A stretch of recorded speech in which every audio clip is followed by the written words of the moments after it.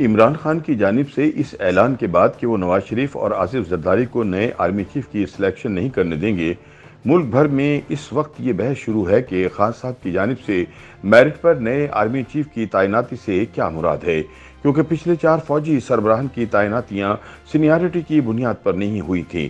اس کے علاوہ جب جنرل قمر جاوید باجوہ کی ریٹائرمنٹ کا وقت آیا اور عمران کو خود نیا آرمی چیف لگانے کا موقع ملا تو انہوں نے ایکسٹینشن دینے کا فیصلہ کیا اور اس کے لیے آئین میں ترمیم بھی کروا دی۔ اس لیے اب جبکہ جنرل باجوہ 28 نومبر کو ریٹائر ہونے جا رہے ہیں تو ایک مرتبہ پھر ایسی افواہیں چل رہی ہیں کہ شاید انہیں 1 سال کی اور توسیع دی جائے۔ کچھ سیاسی تجزیہ کاروں کا کہنا ہے کہ عمران کی جانب سے نئے آرمی چیف کی تعیناتی پر تنازع کھڑا کرنے کا ایک مقصد یہ بھی ہو سکتا ہے کہ وہ جنرل قمر باجوہ کو ایک ایکسٹینشن اور دلوانا چاہتے ہوں۔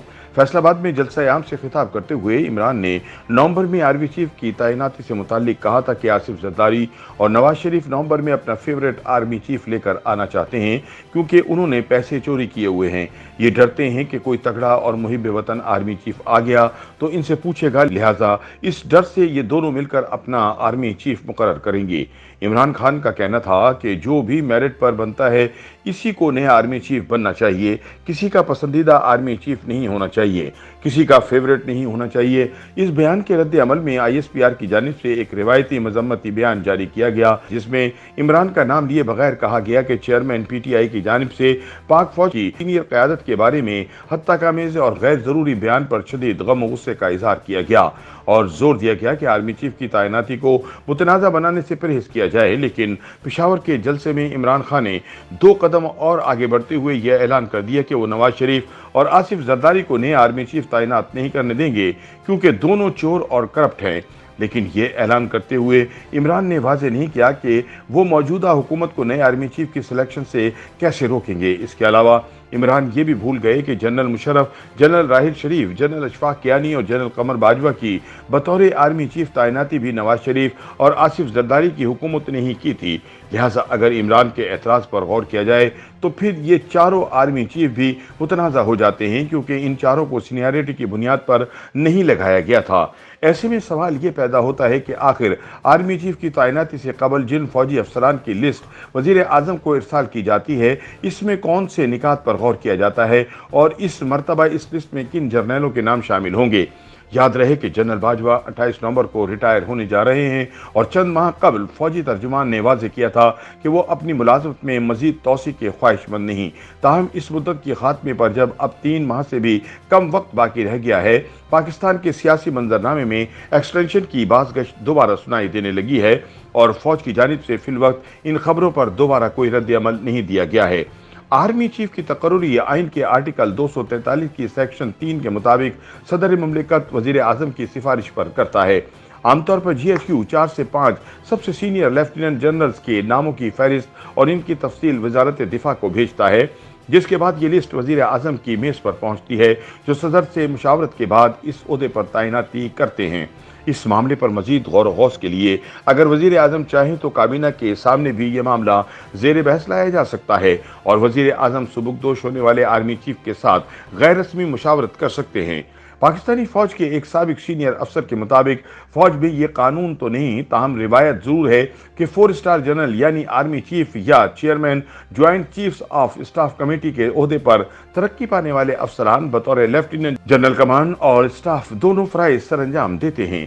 پاکستانی فوج میں اب تک صرف ایک افسر ایسے ہیں جو کور کی کمان کیے بغیر 4 اسٹار کے رینک تک پہنچے۔ یہ تب ہوا جب سابق فوجی صدر جنرل ضیاء الحق نے اپنے سمدھی جنرل خالد محمود عارف کو vice chief of army staff کے عہدے پر ترقی دے دی تھی۔ خیال رہے کہ ایک لیفٹیننٹ جنرل کے عہدے کی مدت 4 سال ہے، جس میں سے عام طور پر 2 سال پرنسپل اسٹاف ڈیوٹی جبکہ 2 سال کسی بھی کور کی کمان میں صرف کیے جاتے ہیں۔ BBC سے وابستہ دفاعی تجزیہ کار فرد جاوید کے مطابق آرمی ایکٹ کے مطابق کسی بھی افسر کی لانگ کورس میں سینیارٹی ملٹری اکیڈمی کاکل سے پاسنگ آؤٹ کے موقع پر ملنے والے نمبر کی بنیاد پر کی جاتی ہے، جسے پاک آرمی یا PA نمبر کہا جاتا ہے۔ سروس کی عمر یا اس کے رینک کے لیے مختص مدت میں سے جو پہلے آئے اس کے مطابق ریٹائرمنٹ ہو جاتی ہے۔ مثلا موجودہ آرمی چیف اگرچہ اپنے دیگر ساتھیوں کے ہمراہ एक ही दिन पास आउट हुए। ताहम आर्मी चीफ बनने से कबल वो अपने कोर्स में सीनियरिटी में 6 नंबर पे थे, जिसकी वजह इनका पीए नंबर था। इस तरह मौजूदा सीनियर तरीन लॉन्ग कोर्स के लेफ्टिनेंट जनरल सैयद अदनान अपने रैंक की मुद्दत पूरी होने पर अक्टूबर 2022 में रिटायर होंगे और यूं वो 4 स्टार जनरल की दौड़ में भी शामिल नहीं होंगे। अब हम तमाम अफसरान का जिक्र करते हैं जो आइंदा वर्ष नवंबर में सीनियर तरीन होंगे और आर्मी चीफ बनने की दौड़ में शामिल होंगे। नवंबर 2022 में अगर वजीर आजम शहबाज शरीफ सीनियरिटी को मद्देनजर रखते हुए आर्मी चीफ का इंतखाब करते हैं तो मौजूदा फौजी सरबराह की रिटायरमेंट के वक्त 76वीं लॉन्ग कोर्स के अफसरान फौज में सबसे सीनियर हैं। 76वीं लॉन्ग कोर्स में आज सीनियर तरीन अफसर लेफ्टिनेंट जनरल आसिम मुनीर हैं। ताहम इन्हें तकनीकी बुनियाद पर नए आर्मी चीफ की दौड़ से बाहर भी किया जा सकता है, क्योंकि जनरल बाजवा की रिटायरमेंट से 2 रोज पहले ही इनकी रिटायरमेंट हो जाएगी। आसिम मुनीर की बतौर 3 स्टार तैनाती तो सितंबर 2018 में हो गई थी, ताहम उन्होंने अगले 2 माह रैंक नहीं लगाया था, इसलिए इनकी 4 साल मुद्दत मुलाजमत 27 नवंबर को यानी मौजूदा आर्मी चीफ की रिटायरमेंट से सिर्फ 2 दिन पहले होगी और वो इस दौड़ में इसी सूरत में शामिल हो सकते हैं कि वजीर आजम को भिजवाई जाने वाली सीनियरिटी लिस्ट में इनका नाम भी शामिल हो। लेकिन इसका इन्हिसार जनरल बाजवा पर है कि वो क्या फैसला करते हैं। अस्करी जराये के मुताबिक lieutenant general Asim Munir chairman joint chiefs of staff committee के ओहदे के लिए मुंतखब होने के अहल हो सकते हैं, क्योंकि लेफ्टिनेंट जनरल नदीम रजा की रिटायरमेंट के दिन जनरल आसिम हाजिर सर्विस होंगे। लेकिन इन्हें आर्मी चीफ की दौड़ में शामिल करने के लिए या तो 2 दिन की तौसी देना होगी या फिर जनरल बाजवा की 2 रोज कबल रिटायरमेंट करना होगी। ताहम कुछ लोगों का कहना है कि चूंकि नए आर्मी चीफ की सीनियरिटी लिस्ट जनरल बाजवा की रिटायरमेंट से काफी पहले वजीर आजम के पास जाती है, लिहाजा इसमें लेफ्टिनेंट जनरल आसिम मुनीर का नाम लाजमी शामिल होगा। आसिम मुनीर के बाद 76वीं लॉन्ग कोर्स में दूसरा नाम लेफ्टिनेंट जनरल साहिर शमशाद मिर्जा का है। इसके बाद 76वीं लॉन्ग कोर्स से लेफ्टिनेंट जनरल चिराग हसरत का नाम आता है, जो सीनियरिटी लिस्ट में 6 नंबर पर हैं। माजी में बनने वाले फौजी सरबराहान का रिकॉर्ड और इनके जनरल असाइनमेंट्स का जायजा लिया जाए तो मालूम होगा कि 76वीं कोर्स के तकरीबन तमाम ही अफसरान मजबूत प्रोफाइल रखते हैं। सिंध रेजिमेंट से ताल्लुक रखने वाले साहिर शमशाद मिर्जा इस वक्त 10 कोर, जिसे रावलपिंडी कोर भी कहा जाता है, कमान कर रहे हैं। इससे कबल खुद आर्मी चीफ कमर जावेद बाजवा ने भी यही कोर कमान की थी। ये इलाके के लिहाज से फौज की सबसे बड़ी कोर है जो कश्मीर और सियाचिन जैसे इलाकों की निगरानी करती है। इससे पहले साहिर फौज के अहम तरीन ओहदों में से एक यानी बतौर चीफ ऑफ जनरल स्टाफ तैनात रहे। वो अपने करियर में 3 बार यानी बतौर लेफ्टिनेंट कर्नल, ब्रिगेडियर और फिर बतौर मेजर जनरल मिलिट्री ऑपरेशन यानी MO डायरेक्टोरेट में तैनात रहे। इसके अलावा वो vice chief of general staff रहे जो मिलिट्री ऑपरेशंस और मिलिट्री इंटेलिजेंस की निगरानी करता है। इसके बाद वो चीफ ऑफ जनरल स्टाफ बने। बतौर मेजर जनरल उन्होंने डेरा इस्माइल खान की डिवीजन की कमान की, जो इस वक्त जनूबी वजीरिस्तान में होने वाले ऑपरेशन की निगरानी कर रही है। बलोच रेजिमेंट से ताल्लुक रखने वाले अजहर अब्बास सीनियरिटी में 3 नंबर पर हैं। वो इस वक्त फौज के अहम तरीन ओहदों में से एक यानी चीफ ऑफ जनरल स्टाफ के तौर पर तैनात हैं। इससे कबल उन्होंने बतौर कोर कमांडर 10 कोर कमान की है। इन दोनों ओहदों की हद तक जनरल अजहर अब्बास और साहिर शमशाद मिर्जा की प्रोफाइल मिलती जुलती है। अजहर अब्बास बतौर major general commanding infantry school तैनात रहे, जबकि साबिक फौजी सरबराह जनरल अशफाक परवेज सिक्यानी की तरह वो मरी के GOC भी रहे। वो जनरल रिटायर्ड राहिल शरीफ के PSC यानी प्रिंसिपल सेक्रेटरी भी रहे। बतौर लेफ्टिनेंट जनरल वो डायरेक्टर जनरल ज्वाइंट स्टाफ रहे। अगरचे lieutenant general Numan Mahmood seniority में 4थे नंबर पर हैं, मगर एक मजबूत करियर के हामिल हैं। फौज में इन्हें खास तौर पर हमारी मगरबी सरहद का माहिर माना जाता है। इनके वालिद कर्नल राजा सुल्तान 1971 की जंग में शामिल थे, ताहम वो मिसिंग इन एक्शन अफसर हैं, यानी इनके लापता होने के बायस इनके जिंदा होने या ना होने से मुतालिक इल्म नहीं। बाद में नुमान महमूद ने अपने वालिद की यूनिट 22 बलोच की कमान भी की। बलोच रेजिमेंट के लेफ्टिनेंट जनरल नुमान महमूद इस वक्त नेशनल डिफेंस यूनिवर्सिटी के प्रेसिडेंट हैं, जबकि इससे कबल वो पेशावर के कोर कमांडर तैनात रहे।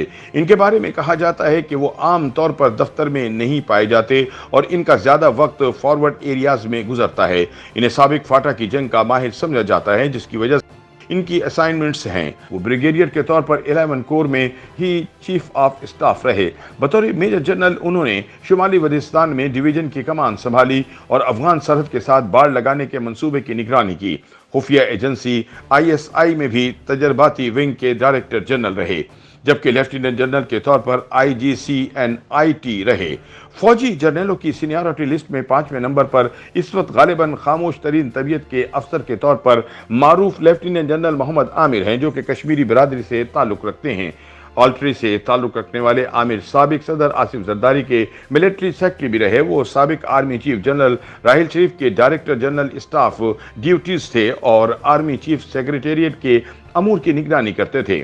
بطور میجر جنرل انہوں نے لاہور ڈویژن کمانڈ کی۔ اس وقت وہ گجرانوالہ کور کی کمان کر رہے ہیں۔ اس سے قبل وہ GHQ میں ایڈجوئنٹ جنرل تھے۔ سینیارٹی لسٹ میں 4تھے نمبر پر لیفٹیننٹ جنرل چراغ حیدر ہیں، جن کا تعلق فرنٹیئر فورس ریجمنٹ سے ہے۔ وہ پاکستان ملٹری اکیڈمی کے فارغ التحصیل نہیں، بلکہ انہوں نے آفیسر ٹریننگ اسکول سے فوج میں کمیشن حاصل کیا تھا۔ بطور بریگیڈیئر وہ ملٹری انٹیلیجنس ڈائریکٹوریٹ میں تعینات رہے۔ انڈیا کی جانب سے ستمبر 2019 میں لائن آف کنٹرول کے پاس سرجیکل اسٹرائک کے وقت وہ جہلم ڈویژن کمانڈ کر رہے تھے۔ Lieutenant general Chiragh Haider director general military training رہے، جبکہ DG جوائنٹ سٹاف کے عہدے پر بھی تعینات رہے۔ اس وقت وہ کور کمانڈر ملتان ہیں۔ اس کے علاوہ پاک فوج کے متنازع ترین جرنیل سمجھے جانے والے لیفٹیننٹ جنرل فیض حمید بھی آرمی چیف کے امیدواروں کی لسٹ میں شامل ہو سکتے ہیں، بشرط یہ کہ وہ ایک برس کور کمانڈ کر لیں۔ YouTube پر گوگلی نیوز دیکھنے کے لیے youtube.com کی سرچ بار میں گوگلی نیوز TV ٹائپ کریں۔ گوگلی نیوز کے پیج پر سرخ رنگ کے سبسکرپشن والے بٹن پر کلک کرنا نہ بھولیے۔ YouTube پیج پر اپلوڈ ہونے والی ویڈیوز سے باخبر رہنے کے لیے بیل آئیکن پر کلک کیجیے۔ آپ کو ہر نئی ویڈیو کے بارے میں نوٹیفیکیشن موصول ہو جائے گا۔